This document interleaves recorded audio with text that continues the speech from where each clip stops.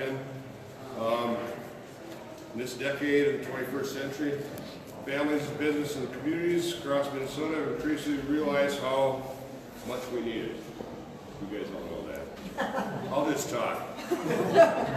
First off, the speaker sends her regrets and not be able to come. She's fully supportive of this. One thing I will take out of here is we'll talk about the Minnesota Values Project. The House DFL's Minnesota's Value Budget funds the amount of broadband at the request of $70 million. We're staying firm on that. I just checked. I don't think the Greater Minnesota Workforce Bill is posted yet. I checked this morning. Did you see it, Judy? No, I haven't. Okay. But that's the bill that will be in originally, and we're going to stay at $70 million. Actually, it's at $85 million right now, but that goes against what the governor wanted in his target. So that's a good-hearted attempt by Representative Lehman from last year to use some of the money. Under the previous leadership in the last biennium, they just put out $20 million. That's not going to cover it. That's not even a drop in the bucket for what we need. It's recommended we need $35 million a year for each of the next 4 years to cover this. So that's my goal. That's our goal. And the House DFL caucus is going to stand firm on that. And I'll use my own personal story I always use. At home, my wife and I can't have our laptops going at the same time because then neither one of us will get on the internet. So it's just a waste of time. And I've got 3 sets of fiber that go within 100 yards of my front door. And the one access I have to one of them is through a DSL connection down the road, which is still slow, and it's in this day and age, that's ridiculous. So with that, I'm happy to support you. You know I always will, and I can take any questions. I've got a few minutes time, so. Come on, Georgie, you got to have something. So, well, thank you. Oh, yeah, go ahead. So I actually want to, Zach Hendrickson, Mayor, Clarksville, Minnesota. So way in the southwest part of the state, Yale Medicine County, and last time I looked, we're looking at like 46.6 or something like that percentage of our households who are unserved as far as internet in the whole county. And I can speak for Clarksville alone. Around, we spoke to some businesses. We got many businesses operating on around 4.5 megabytes per second download speed. They have to go home and use their own data to complete a lot of their work in there, and then, and obviously in the homes are even worse. And so I just want to say I thank you, and I appreciate your support with this issue going forward. Well, you bet. In International Falls, my hometown, United Healthcare just announced that they're closing down their center. They're not laying anybody off. They're all going to be able to work from home. I had one constituent that wanted to know what we were going to do and how fast we were going to do it, because she was probably going to have to sell her house and move into town where she had better service, because she likes her job and she wants to stay in the area. And you feel terrible. You wish you could do something faster, but government doesn't move fast. So, but we're trying. So, but thank you for your comments. So, yes, ma'am. Well, I have a two-part question. One is I live in Rosemont in a rural residential area, and there's like a donut hole where I live, where we have very unreliable internet service. I'm just 3 miles straight east of the Minnesota Zoo. I have a neighbor who works for Apple and he has to drive into the Rosemont Library to get internet access. He has nothing in his home. Yet, the maps will show that we have full, DSL with full service. And so I'm just wondering if there's a way to more accurately measure the actual service that's provided, because it's like if there's one household or one apartment building in one city block that's serviced, then the map populates that whole city block is. So that's number one, if we could get a more accurate measure. And secondly, that if there were more transparency in the communications companies that have received the grant funding to provide these services, but yet they provide the absolute minimal service and then they pocket the rest of the money. We don't have much transparency in that either, and I think that there would be more public support for our initiatives if people saw that the money has been provided to companies, to private companies that have just So when I get these kind of questions in committee, we do what's called phone a friend.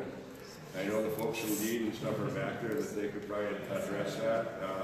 We can get you that. I think we can get you that information, but I can't answer that question right now. I don't know enough about it. Okay, but they're in the back. Yes, sir. So with your bill and Senator Grant and the governor's $47 million, how do you think it'll play out in the conference? Ask me on May 21st. I'm hoping it pays quite well. I'm hoping that this is one of these things that has good bipartisan support and that it'll play out where we get the full funding. I think it's something, I'm not sure what the Senate's doing or why they're doing it that way, but I'm certainly hopeful that at the end we'll have the full funding. It's in both the governor's budget and in the DFL House Cox's budget, so I'm hoping that's where it ends up. So. But time will tell. Conference committees can be tricky.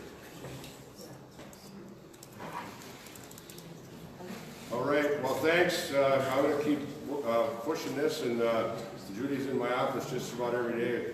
What's going on with this thing? And then I ask her the same thing, but it is moving, it will move. The DFL is committed to have our bills out, all the bills out, and ready prior to the Easter recess, which is starts April 13th. And we're rolling out a lot of bills this week, and you'll see the rest of them next week. So we're committed to getting that done before the break, so people can look them over and see what's going on. And again, the speaker is sends regrets, but I guess I'm the stand-in. So thank you.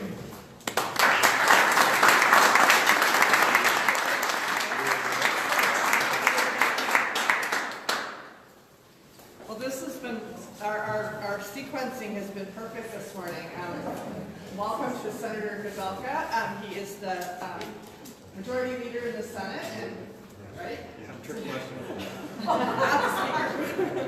Anyway, so thank you so much for taking the time out to be with our group today. We have folks from all over Minnesota, all four corners, talking broadband. Sounds good. Well, it's still morning. It's been a long day already, but really glad you're down here. This is an issue that you have to keep underlining. For those of you that don't know, I live just west of Nisswa. So my district goes all the way out to Medina, so it's Medina County, Todd County, Morrison County. So I get the importance of rural broadband. In everybody's budget, we have money for broadband. So the point is, I'm committed. I will make sure that it happens. I believe we have something like 30 million in there. I think the governor has 70 million. So think about that's probably the range about where it'll be. But it is one of my personal highest priorities, so you can expect that it will get done. I'm fully aware that if we don't have broadband throughout Minnesota, it's a lot like rural electric of old. The private sector couldn't do it by itself, so we've got to help them make sure that we build it up.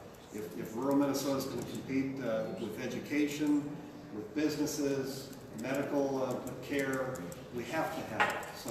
So that's my point, is we'll move towards that as technology changes. We've got to be aware of, is there something we can do to get out to that last mile?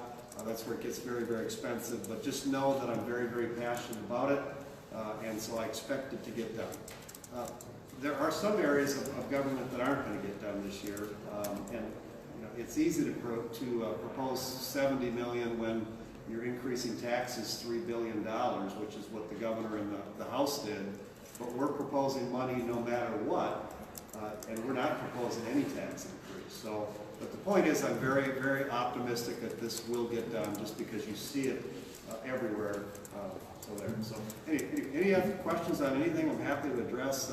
If I don't know it, I'll tell you I don't know it. But I'm certainly willing to answer questions. Yeah. What are the chances of getting funding to be ongoing, to be a level that we can count on every year instead of fighting this every year? I doubt that you'll see it this year. In the forecast that came in November, and then the forecast that came in February, we dropped almost $500 million. And so that basically, if we look out 4 years right now, we're actually in a deficit. We don't increase any spending, and we're going to increase spending, but we're actually in a deficit 4 years from now, so I doubt that it will be at least this cycle. But what we do have is $1 billion of what we call one-time money, monies that's there right now that won't be there in the future. So broadband is one of the big areas that I want to make sure we get done. Another one is money for safe schools.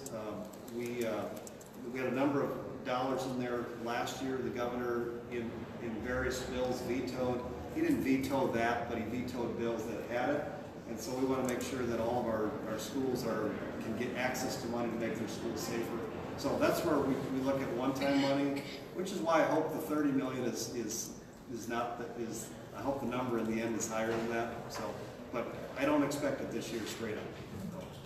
If I'm wrong, then that's good news. So, anything else? Yes.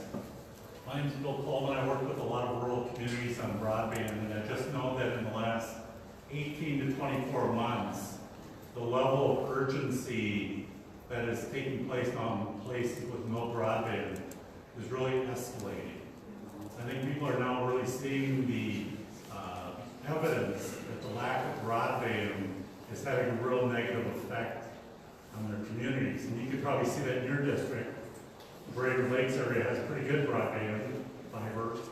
Other places, your Todd, for example, doesn't have. Yeah. And you can see the differences in growth and jobs.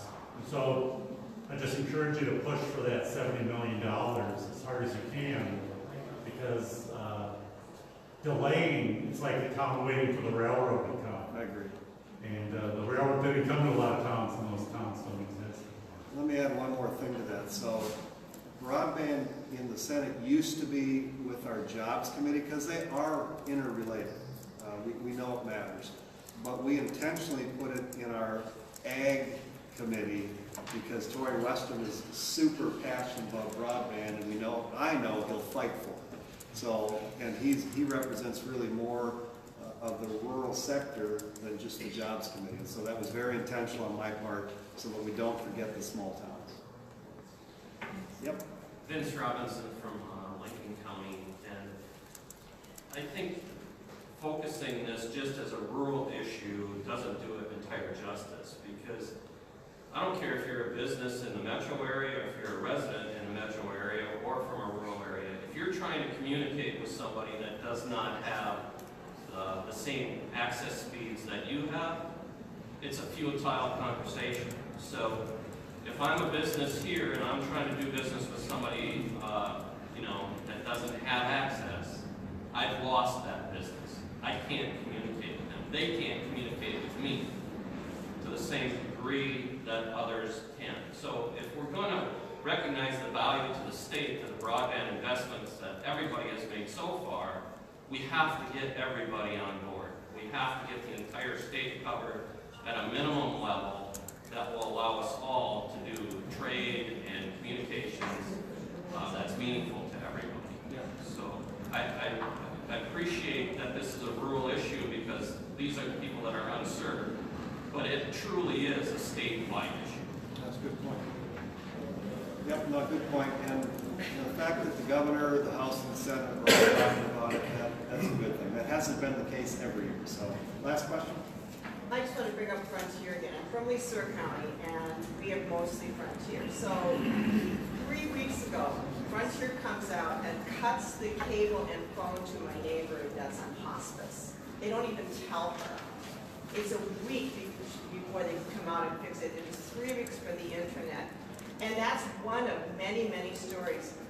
The cable for Frontier is eroding. And my county, I'm very proud. We have stepped up.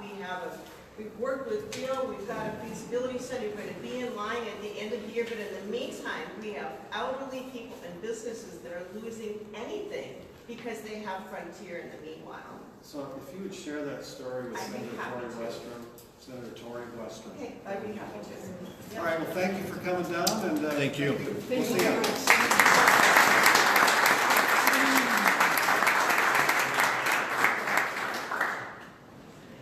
All right. I think we're in between. A couple of options. I could talk, or we could take a little break.